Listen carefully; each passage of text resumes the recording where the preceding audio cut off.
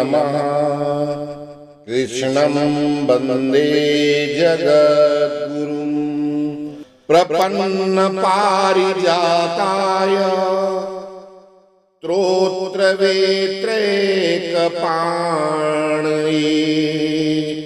ज्ञानमुद्राय कृष्णाय गीतामृतद्वीहे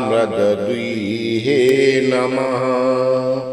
कल के अंक में आपने सुना श्रीमद् भगवद गीता के प्रथम इस अध्याय के प्रथम श्लोक का अर्थ।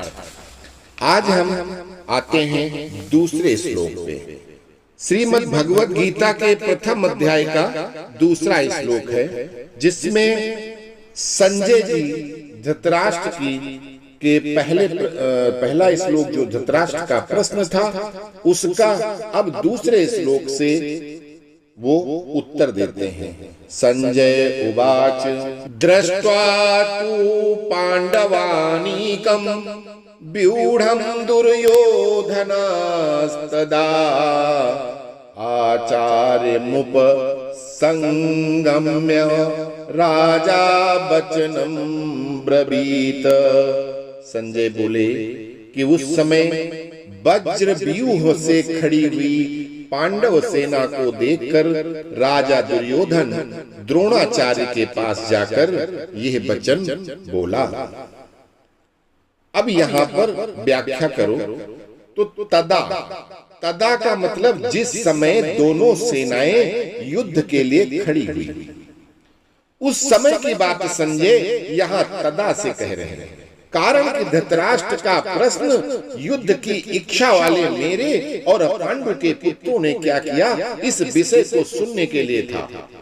तो तू धृतराष्ट्र ने अपने और पांडु के पुत्रों के विषय में पूछा था।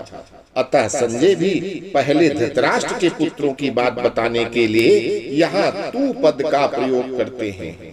दृष्ट्वा पांडवानीकं व्यूढ़म, पांडवों की वज्र व्यूह में खड़ी सेना को देखने का तात्पर्य है कि पांडवों की सेना बड़ी ही सुचारू रूप से और एक ही भाव से खड़ी थी, अर्थात उनके सैनिकों में दो भाव नहीं थे, मतभेद नहीं था।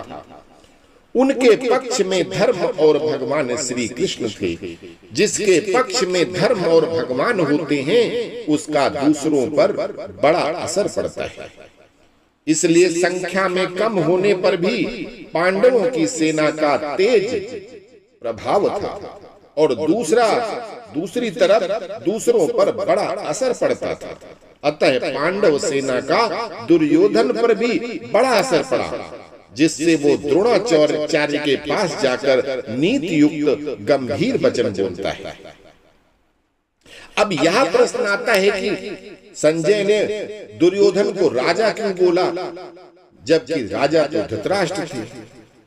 इस श्लोक में आता है राजा दुर्योधना। दुर्योधन को राजा कहने का तात्पर्य है कि धृतराष्ट्र का सबसे अधिक अपनापन मोह दुर्योधन में था। परंपरा की दृष्टि से भी युवराज भी दुर्योधन ही था। राज्य के सब कार्यों की देखभाल दुर्योधन ही करता था। धृतराष्ट्र तो नाम मात्र के राजा थे, युद्ध होने में भी मुख्य हेतु दुर्योधन था। इन सभी कारणों से संजय ने दुर्योधन के लिए राजा शब्द का प्रयोग किया। फिर आगे आता है आचार्य मुप संगम्य। द्रोणाचार्य के पास जाने के क्या कारण हो सकते हैं? मुख्यतः तीन कारण। अपना स्वार्थ सिद्ध करने के लिए, अर्थात द्रोणाचार्य के भीतर पांडवों के प्रति द्वेष पैदा करके उनको अपने पक्ष में विशेषता से करने के लिए द्रोणाचार्य के पास दुर्योधन गया। दूसरी बात, व्यवहार में गुरु के नाते आदर देने के लिए भी द्रोणाचार्य के पास ही जाना उचित था। तीसरा, मुख्य व्यक्ति का सेना में यथास्थान खड़े रहना बहुत आवश्यक होता है, अन्यथा व्यवस्था बिगड़ जाती है। इसलिए दुर्योधन का द्रोणाचार्य के पास खुद जाना उचित ही था। यहां शंका हो सकती है कि दुर्योधन तो पितामह भीष्म के पास जाना चाहिए था दुर्योधन को, जो कि सेनापति थे, पर दुर्योधन गुरु द्रोणाचार्य के पास ही क्यों गया? इसका समाधान ये है कि द्रोण और भीष्म दोनों उभय पक्षपाती थे, अर्थात वे कौरव और पांडव दोनों का ही पक्ष रखते थे।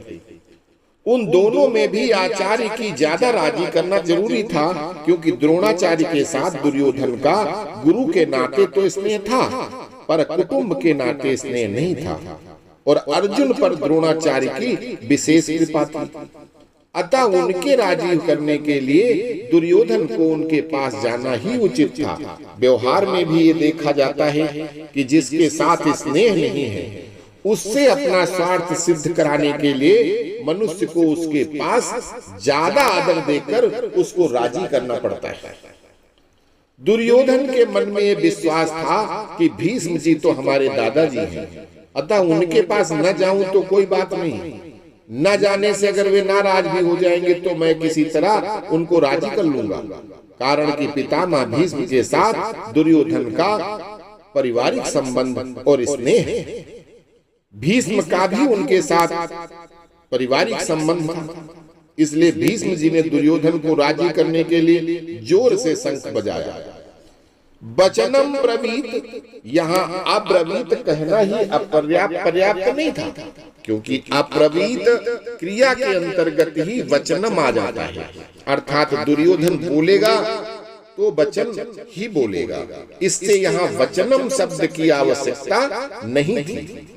फिर भी वचनम शब्द देने का तात्पर्य है कि दुर्योधन नीति युक्त गंभीर वचन बोलता है, जिसमें द्रोणाचार्य के मन में पांडवों के प्रति द्वेष पैदा हो जाए और वे हमारे ही पक्ष में रहते हुए ठीक तरह से युद्ध करें, जिससे हमारी विजय हो जाए, हमारा स्वार्थ सिद्ध हो जाए। ये मकसद था दुर्योधन का। तो द्रोणाचार्य के पास जाकर दुर्योधन क्या वचन बोला, इसके आगे अगले श्लोक में बताते हैं। तो अगला श्लोक अगले अंक में। अस्तु। जय श्री कृष्ण।